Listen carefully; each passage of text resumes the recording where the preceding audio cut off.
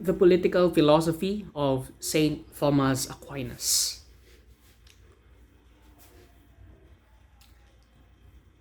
The political philosophy, or the philosophy in general, of Saint Thomas Aquinas, just like what Augustine did, is a kind of fusion between classical Greek political philosophy and the Christian perspective. Although it could be a bit different from Augustine when it comes to the context, because Augustine wrote his political treatise, The City of God, as a kind of defense, the context of which is the defense of the defense uh, of Christians against the accusations of the pagans in Rome. Saint Thomas Aquinas' context, on the other hand, is basically more focused on how the church and the state would relate to each other. Because in the 13th century, when Thomas Aquinas was alive, it seems that there was a growing tension between the church and the state. For many years during the medieval period, the church seems to be left untouched by the powers of the state. But as soon as the state began to be more coordinated, it began to be more institutional, formalized in a sense. So the clash between the church and the state seems to be inevitable. So that's the kind of background where Saint Thomas Aquinas were coming from. And as I've said, uh, the political philosophy of Saint Thomas Aquinas is greatly attuned to the political philosophy of Aristotle himself. And so once again, in the philosophy, or the political philosophy of Saint Thomas Aquinas, we see the meeting between an ancient classical Greek philosophy and the more modern Christian perspective. Uh, in one of his works on kingship, Saint Thomas Aquinas basically expounded the idea that politics is actually natural to human beings. So in that way, he was kind of deviating from what Saint Augustine basically mentioned, because for Augustine, politics is something that is artificial for Augustine. Saint Thomas Aquinas, on the other hand, following Aristotle, believed that politics is a part of human nature. So just like Aristotle, Saint Thomas Aquinas is also a teleological thinker, which basically means that he gives due importance to the purpose or to the end of a particular thing.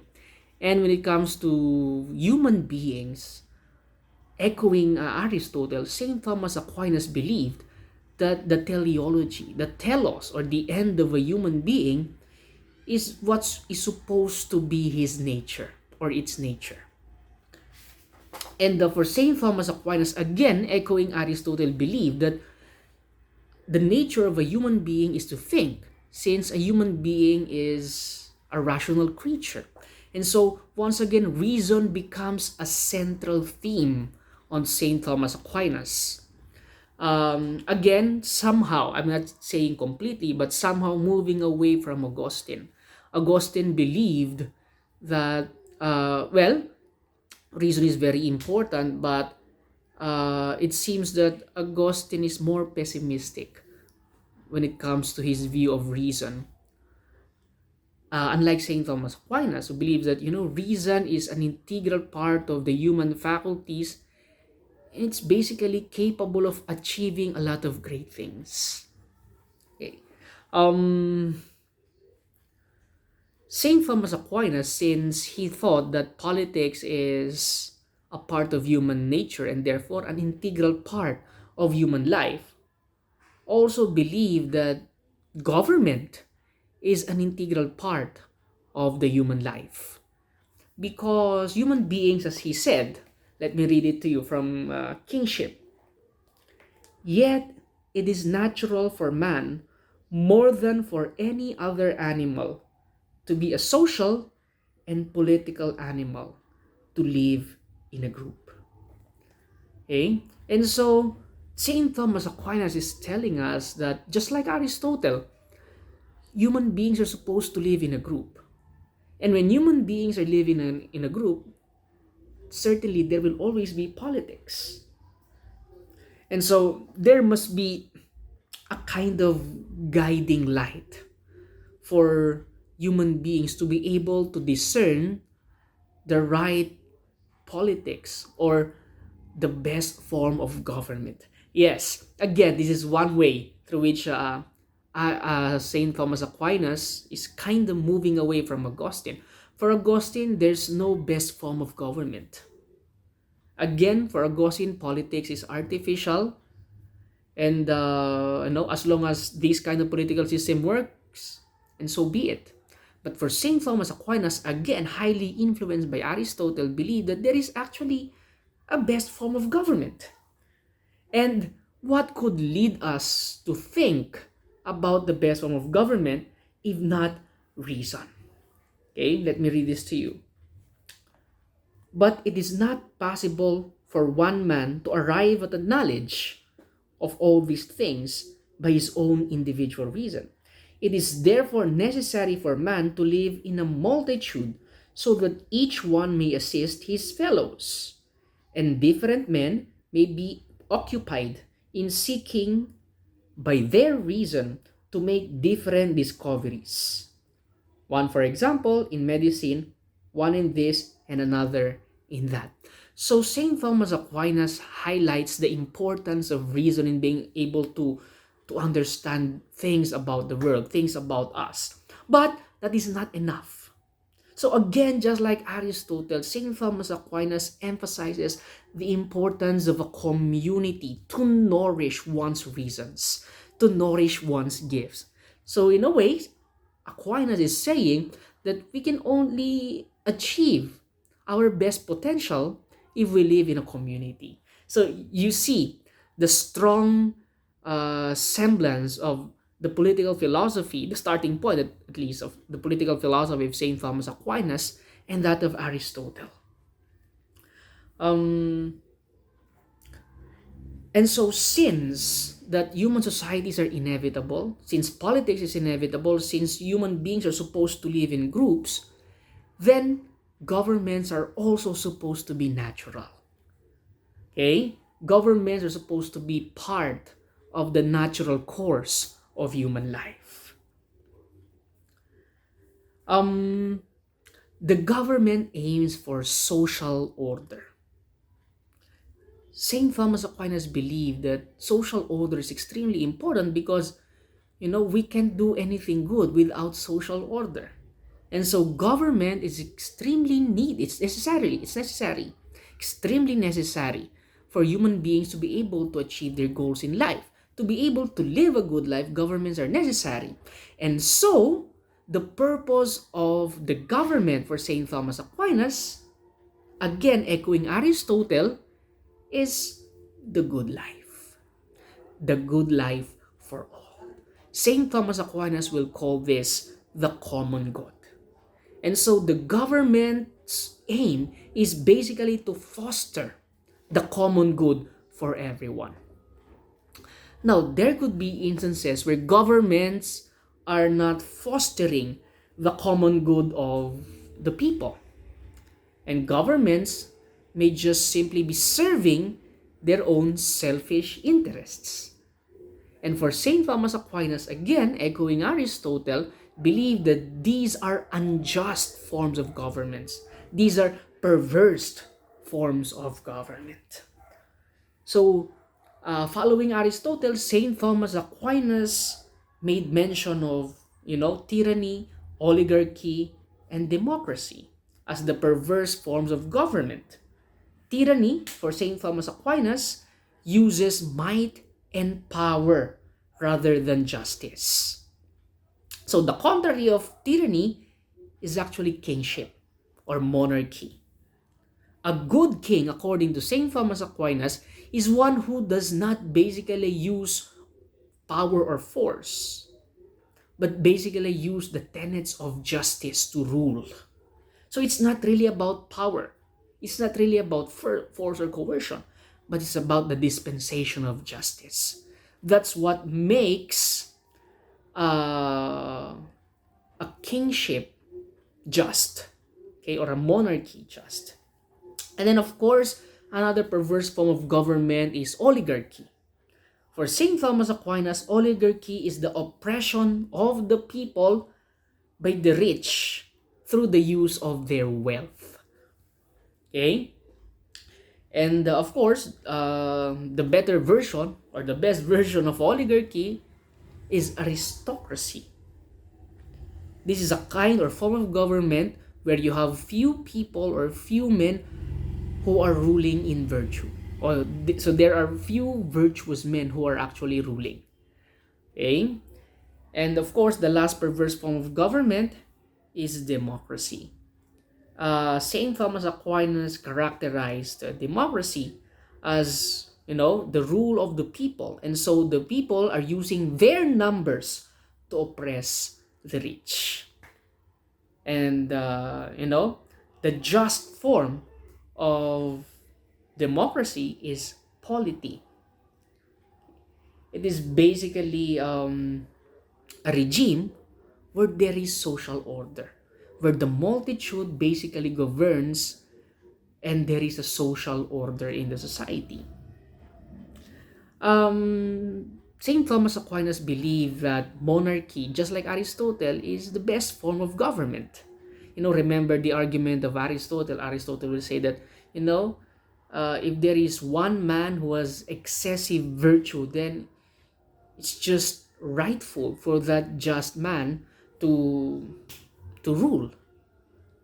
And it seems that St. Thomas Aquinas is also saying the same thing that Aristotle was talking about. Although the metaphor that was used by St. Thomas Aquinas was actually the metaphor of a good shepherd. For St. Thomas Aquinas, a king, a just and a good king, is actually a shepherd seeking the common good. So here you have St. Thomas Aquinas using Aristotelian ideas, but nevertheless not forgetting the idea that in Christianity you have Jesus Christ, who is supposed to be the good shepherd. And so in a way, St. Thomas Aquinas is applying that idea to his conception of a good king. A good king is a shepherd seeking the betterment of his people, seeking the common good.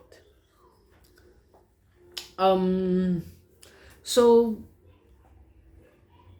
when it comes to the idea of which is better, ruled by one or ruled by many, well, St. Thomas Aquinas, as I've said, will basically choose the rule of one, because his concern in politics is actually social cohesion and social order in the society. He emphasizes the importance of social order and social cohesion so that the society can move forward and people can live together in harmony. And so it would be better, according to St. Thomas Aquinas, to be ruled by one person. But he does not necessarily say that the rule of many is bad. Remember, the perverse form of rule of the multitude, democracy, has a good counterpart, which is basically polity. Okay? So St. Thomas Aquinas is not entirely, opposed to the idea of the rule of the multitude or the rule of the many. But for him, he thinks that, just like Aristotle, kingship or monarchy is the best form of government. Now, here's this peculiar idea with Saint Thomas Aquinas, which we cannot find in, or which we will not be able to find in Aristotle, or in a way, not explicitly. The idea of resistance to tyrants.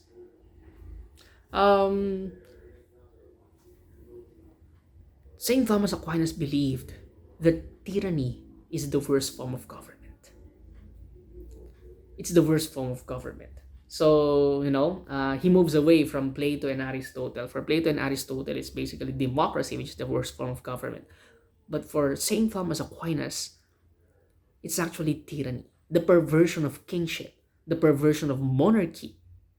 Tyranny is the worst form of government.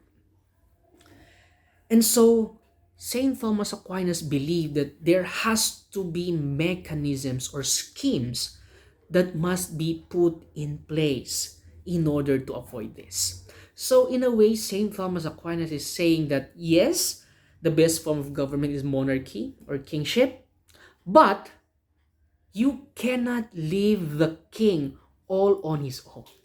Meaning to say, there has to be mechanisms within the regime that will somehow constrain the absolute power of a king. And in order to avoid this, St. Thomas Aquinas basically provided some insights. First, for him, kings must be competent. These kings that will be chosen, so these kings who will govern, are supposed to be competent. They must know what's right from wrong.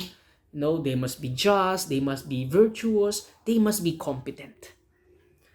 Next, the opportunity to tyrannize must be removed, and power must be tempered. So this is what I'm talking about. When St. Thomas Aquinas said that there has to be some schemes or mechanisms in place in order to constrain the king to exercise absolute power. And so St. Thomas Aquinas, in a way, is saying that absolute power being exercised by monarchs are actually inimical to the common good. Okay? So there must be a kind of checks and balances that must be put in place in order for a particular regime, especially monarchy, to function well, so that it will not descend into its perverse form, which is tyranny, and the worst form of government, according to St. Thomas Aquinas. And for St. Thomas Aquinas, there must be some sort of provision for when the king becomes a tyrant.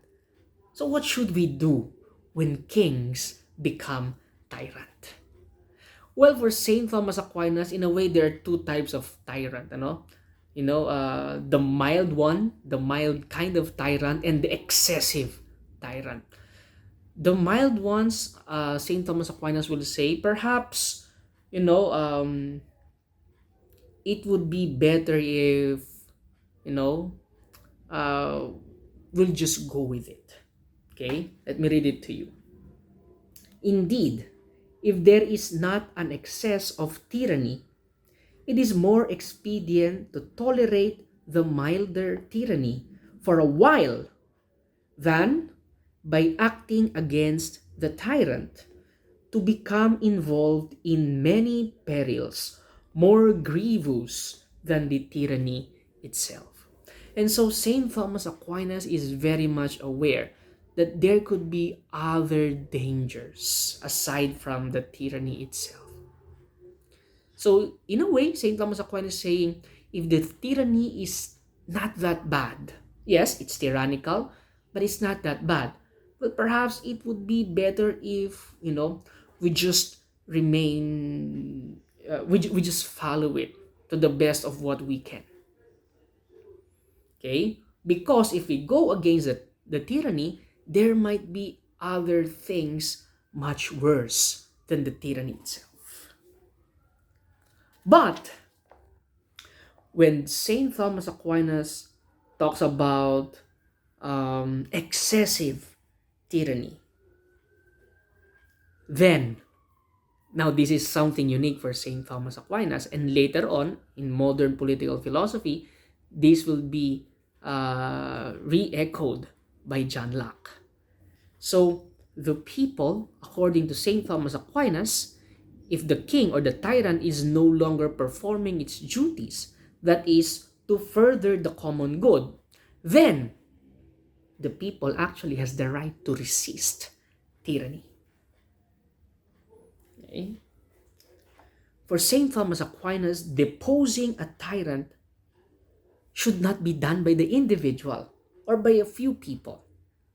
It should be done by public authority. Let me read this to you.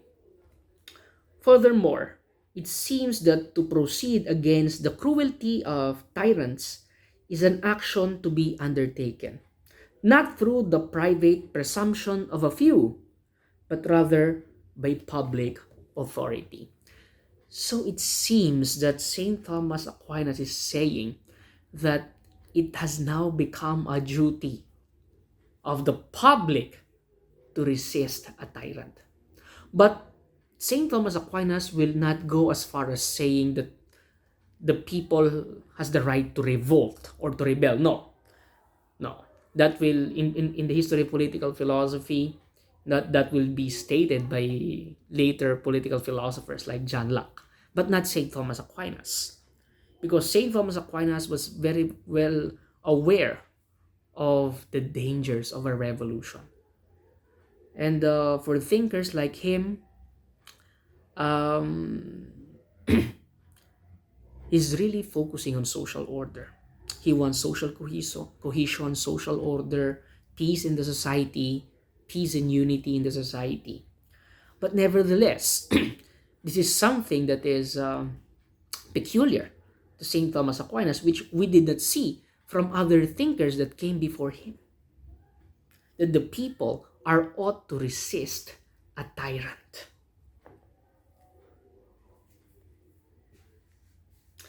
Let me read this again for you. If to provide itself with a king belongs to the right of a given multitude, it is not unjust that the king be deposed or have his power restricted by that same multitude. So look at that.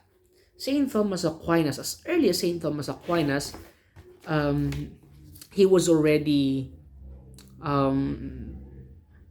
emphasizing the right of the people to resist a tyrannical government.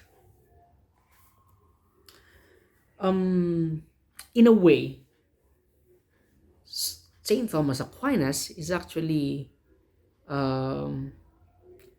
foreseeing the birth of the social contract theory. Remember the social contract theory, which guys like Thomas Hobbes and then later on John Locke and Jean-Jacques Rousseau will basically capitalize on. So in a way, St. Thomas Aquinas is saying that, you know, if the ruler is no longer performing its supposed function, which is to further the common good, then the people actually has the right to take away the power from that ruler. Not just to resist, but to take away the power from the ruler. Perhaps,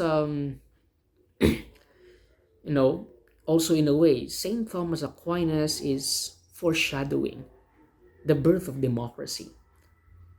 But perhaps during that time, it was unimaginable for him to conceptualize completely what democracy could be. But the ideals through which democracy was founded is being espoused by St. Thomas Aquinas as early as the 13th century. Now, when it comes to the role of priests over kings, remember when we started, I told you that the context of the political thinking of St. Thomas Aquinas was actually the growing conflict between the church and the state. St. Thomas Aquinas believed that good governance is based from divine governance. Meaning to say, what he saw from the virtues of Jesus Christ himself is supposed to be the molder of what good governance should be. For St. Thomas Aquinas, the essence of governing is actually to lead, moving to the proper end of the governed. And for St. Thomas Aquinas, following Aristotle, the proper end, as we have said, is the common good. But to be more precise, it's actually eudaimonia. It's actually flourishing, or it's happiness. So governments, all kinds of governments, may it be polity, may it be aristocracy, may it be kingship, is supposed to further that goal. Is supposed to protect that goal, which is basically the happiness of the people or the flourishing of the people. Well, saying, all things that can be said, St. Thomas Aquinas is aware of the fact that this can only be found in God alone, who is the end of all. So here, St. Thomas Aquinas is moving away from Aristotle.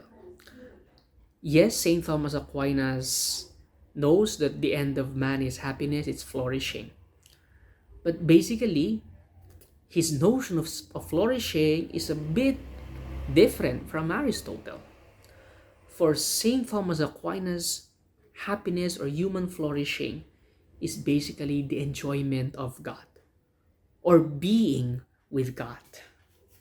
And so, for St. Thomas Aquinas, God is supposed to be the telos of human life. And since it is the telos of human life, God is also supposed to be the telos, the end of all kinds of governance. Let me read this to you. This is how St. Thomas Aquinas defines governance. We should consider that to govern is to lead the thing governed in a suitable way towards its proper end. Right? Towards its proper end. So that's a definition for governance for St. Thomas Aquinas. To lead the governed in a suitable way towards its proper end. And the proper end of the governed, of everyone, is basically God. And so from here, you can already see where St. Thomas is leading.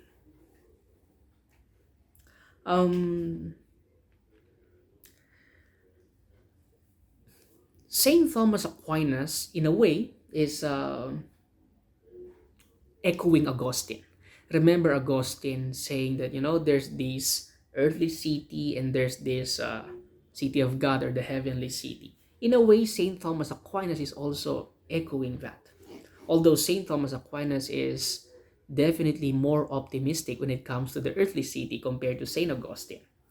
But St. Thomas Aquinas still believed in the clear demarcation or dichotomy between the temporal and the eternal. St. Thomas Aquinas believed that the temporal plays a vital role. It plays a vital role. But nevertheless, he's very much aware that it does not end there. Because there is a higher good. He's not saying that the temporal is bad. No. What he's saying is there is something higher than the temporal needs of man. And basically, that's the eternal needs of man, the spiritual, which can only be supplied by God through grace. So in a way, St. Augustine and St. Thomas Aquinas may have differing ideas on various things, but in the end, they are not just Christian thinkers, but they are Christian saints. So ultimately, they're basically saying the same thing. The primordial importance of the spiritual over the temporal. The higher significance of the incorporeal compared to the corporeal.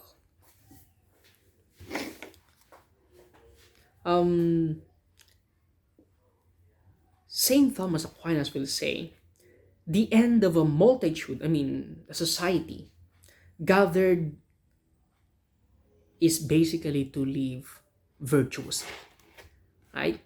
So the end of society is virtue. So you will find that in Aristotle. But St. Thomas Aquinas will not stop at virtue, right? Although he will say that man grouped together to live a good life. And a good life is a virtuous life. And so people helping each other in living well is actually what constitute a good society. Look at that. People helping each other to live a good life is what constitutes a good society, which is the real essence of what a society is supposed to be. Um,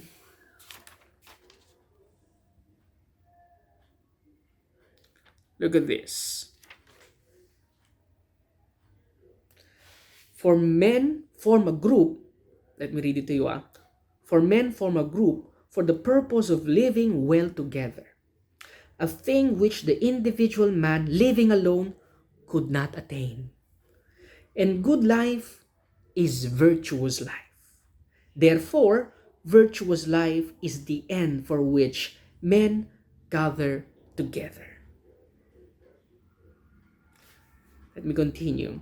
The evidence for this lies in the fact that only those who render mutual assistance to one another in living well form a genuine part of an assembled multitude. So that's what I am talking about. So for St. Thomas Aquinas, is basically man helping another man to pursue the things that will make his life good, is basically what constitutes a real society for St. Thomas Aquinas. Now, as I've said, St. Thomas Aquinas will not stop with saying that virtue is the end of social life. He will say that it's even higher than that. For Aristotle, it's just virtue. But St. Thomas Aquinas is a Christian saint and thinker. And so for St. Thomas Aquinas, these highest telos is actually God himself. And so St. Thomas Aquinas is saying that God is supposed to be the supreme end, the supreme purpose, the supreme goal of everything and anything. Because this highest human good, which is God himself, cannot simply be attained by nature alone, but it has to be coupled with grace. And so St. Thomas Aquinas is saying that nature and grace are not contrasting against each other. They are not an antithesis of each other, but as a matter of fact, they do complement each other. There is good in nature, but the good that can be attained by nature is not enough. There is something higher than that, which is God himself, which cannot be attained by nature itself, but only grace. And so St. Thomas Aquinas is saying that grace is not contrary to nature, but grace perfects nature.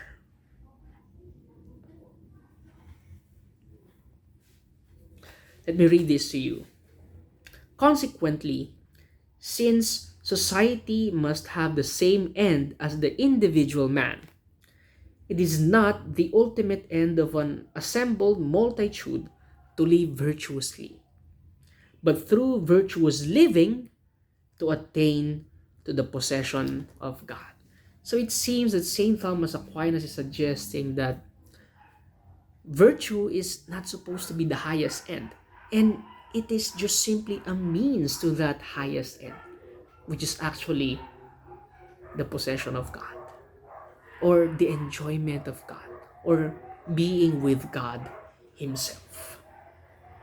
And so because of this, St. Thomas Aquinas will say that priests are supposed to be higher than governments, priests are supposed to be higher than the saints, because it is the priests that tend to administer the spiritual things, which is higher than the temporal things or the earthly things. But unlike Augustine, for Augustine it seems that there is a kind of contrast between the earthly and the city of God, the earthly city and the city of God.